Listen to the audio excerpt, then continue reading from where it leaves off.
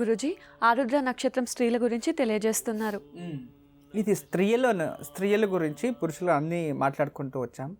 తర్వాత ఈ ఒక నక్షత్రంలో జన్మించిన వారికి గండాంతరాలు ఎక్కడెక్కడ వస్తాయి, ఏ సంవత్సరం వీళ్ళు జాగ్రత్త చర్యలు తీసుకోవాలంటే మొదటిగా పుట్టిన 1వ సంవత్సరంలో, తర్వాత 5వ సంవత్సరంలో, 8వ సంవత్సరంలో, తర్వాత 18 సంవత్సరాల్లో జాగ్రత్తలు తీసుకోవాలి.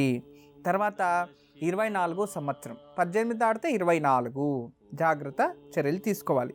తర్వాత 29, 50 మరియు 70వ సంవత్సరం, ఈ సంవత్సరాల్లో వీళ్ళకి కంటకాలు అంటే గండాంతరాలు అంటాం.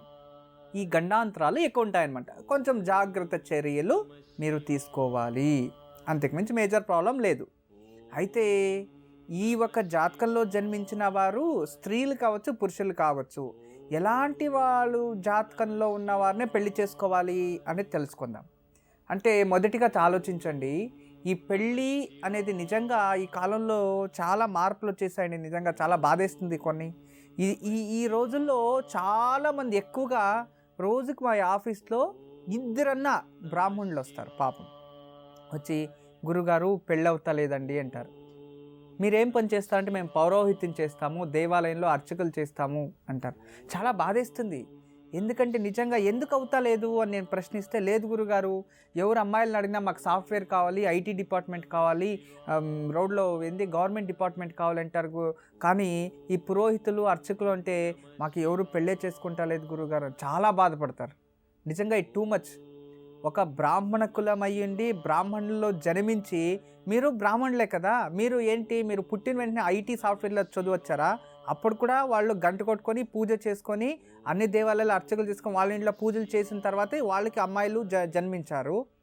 వాళ్ళు ఇప్పుడు చదివారు అంటే వాళ్ళ తల్లిదండ్రులు ఆలోచించాలి, మనం ఇదే వృత్తిలో మనం వచ్చాం కదా, మనం అలాంటి వాళ్ళకి ఇచ్చి మన బ్రాహ్మణ సమాజాన్ని ఉద్ధరించాలి అని. ఎందుకంటే దేవుళ్ళని పూజించే బ్రాహ్మణుడు దేవుడి కన్నా గొప్ప. ఎందుకంటే దేవుడు ఇచ్చే ఆశీర్వాదాలని ఇతను అందించేదే అతను. పెద్దవారు చెప్తూ ఉంటారు, ఏంటి విశేషంగా ఈ ఒక పురోహితులకి అర్చకుల స్వామివారికి గౌరవించాలి అని. దేవుళ్ళు మనం ముట్టుకోలేదు అనే అర్చక స్వామి వాళ్ళని నమస్కరిస్తే దేవుడికి ముట్టినట్టు నమస్కారం చేసినట్టు అని. అంత గొప్ప వాళ్ళంటే వాళ్ళు వేద పండితులు, రోజు వేదం చెప్తాం. మనం ఇక్కడి నుంచి ఎందుకు తిరుమల వెళ్తాము, ఎందుకు వాళ్ళు పూజిస్తాము, ఎందుకు రోజు దేవాలయానికి వెళ్తాము? కానీ ఎప్పుడు దేవతా పూజ, దేవతా అర్చన చేస్తూనే ఉంటారు కదా.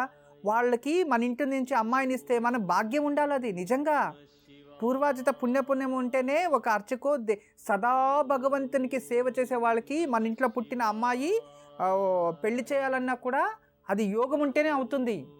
అంత అదృష్టం చేయాలి. మనం అలా ఆలోచించాలి. ఏదో పురోహితులు ఏదో దేవాలయంలో అర్చక స్వామి వాళ్ళు అర్చకులు వీళ్ళకి అమ్మాయిని ఇస్తే వీళ్ళు ఈరోజు ఉంటారో లేదు, దేవాలయం అయిపోతే నిజంగా అలా ఉండదు. వాళ్ళు చక్కగా వాళ్ళ వృత్తి, ఎలాంటి వృత్తి వాళ్ళది, ఎంత గొప్ప, ఎందరికో మంచిది చేసేది అది జీవితం. భగవంతుని పరిపూర్ణమైన నమ్మకాన్ని అర్చక స్వామి వాళ్ళు భగవంతుని పైన ప్రతి ఒక్క మనిషి పెడతారు. కష్టాలు అనేది అందరికీ ఉంటాయి ప్రపంచంలో. శ్రీరాముడు భగవంతుడే, ఎందుకు అడవి పాలయ్యాడు? అవును కదా, మనం చూసాం కదా పురాణాలు. మంచి వాళ్ళకి కష్టాలు రానే వస్తాయి, మంచి వాళ్ళకి పరీక్షలు రానే ఉంటాయి. అలా బ్రాహ్మణులు కూడా పరీక్షలు, కష్టాలు ఉండే ఉంటాయి. నిజంగా కన్యాదానం చేసేటప్పుడు ఎంత ఆ ఒక సంస్కారాలు ఎన్ని ఉంటాయి. ఒక బ్రాహ్మణుడు 7 సంవత్సరాల్లోనే బ్రహ్మోపదేశం చేసి అతన్ని పంపించేస్తారు విద్యాభ్యాసానికి.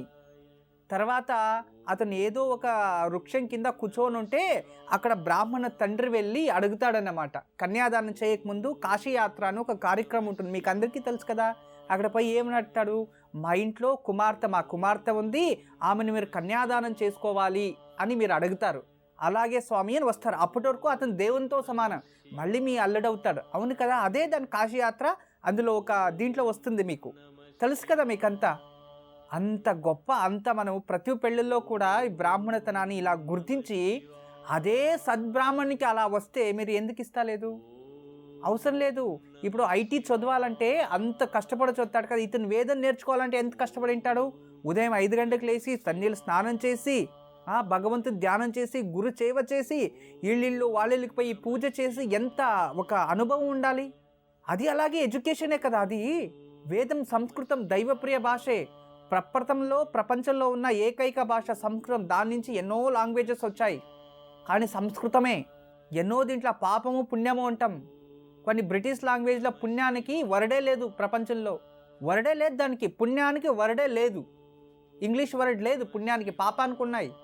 అలా బ్రిటిష్లోనే ఆ వర్డ్ లేదు, కానీ మన సంస్కృతంలో అన్నీ ఉన్నాయి వర్డ్స్.